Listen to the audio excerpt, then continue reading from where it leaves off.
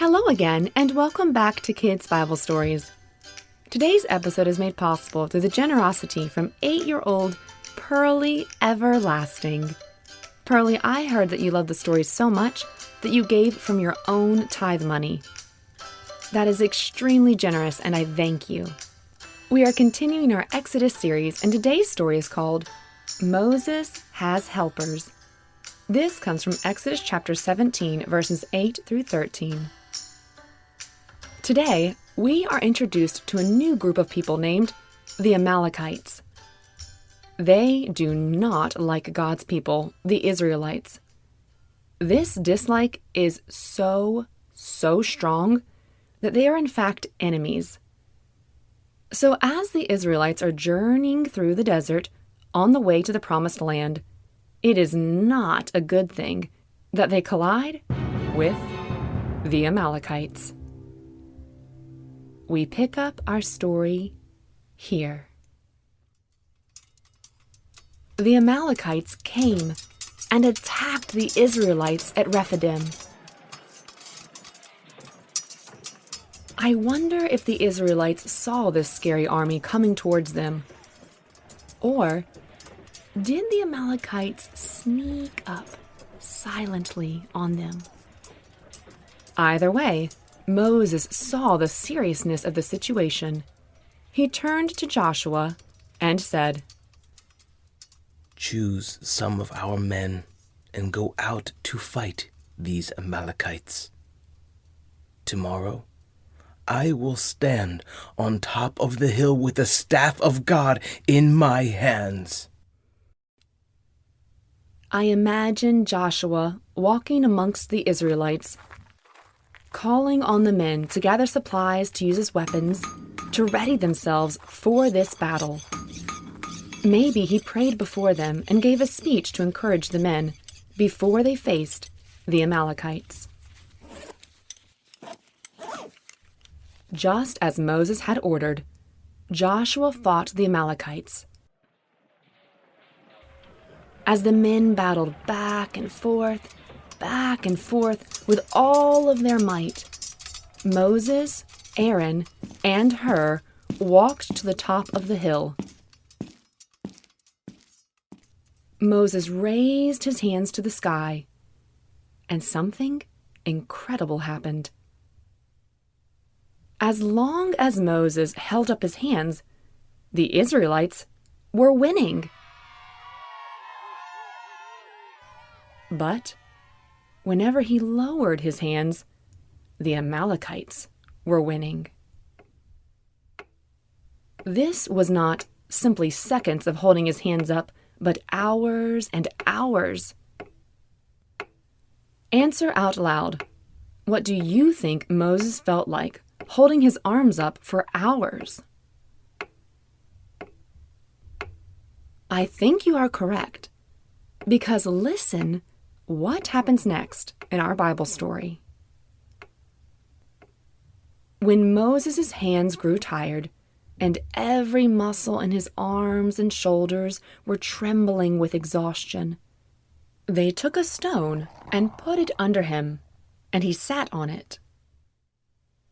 Aaron and Hur held his hands up, one on one side, one on the other, so that his hands remained steady till the sun began to set, painting the sky with pinks, purples, and vibrant oranges. So on that day, Joshua defeated the Amalekites in this battle.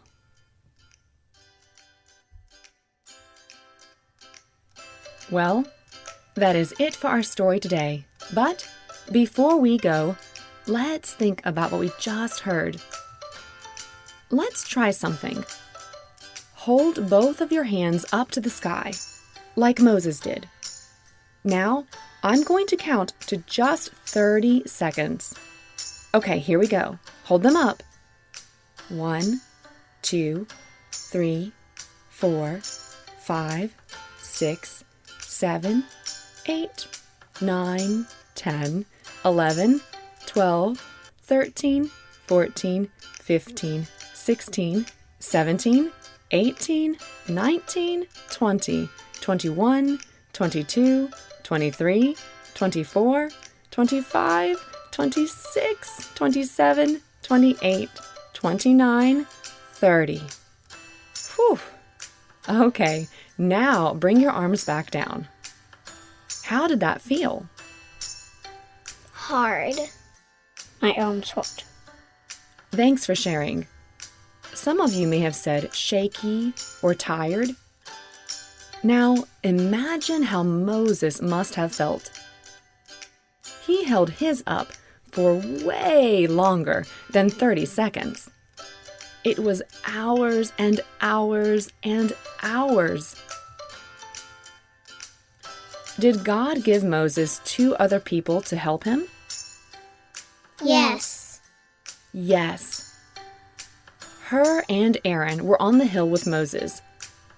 What did they do when Moses got tired? That's right.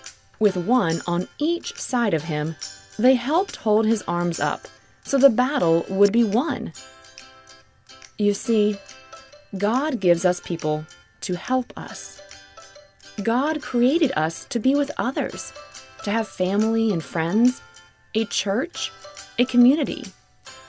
He gives us people who can help us when we grow tired, just like He gave Moses, Aaron, and Hur. And guess what? Sometimes you are going to be the helper. Maybe you give Mom a hug when she's frustrated, or help Dad carry in the groceries after his long day at work. I'm so glad God created us not to be alone all the time, but to have loving people in our lives to help us. This week, notice the people God has given to help you.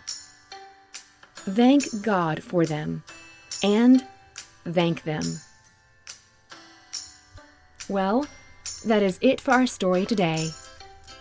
If you would like to enjoy these episodes ad-free and support this ministry in teaching children about Jesus, then please become a subscriber for $2.99 a month.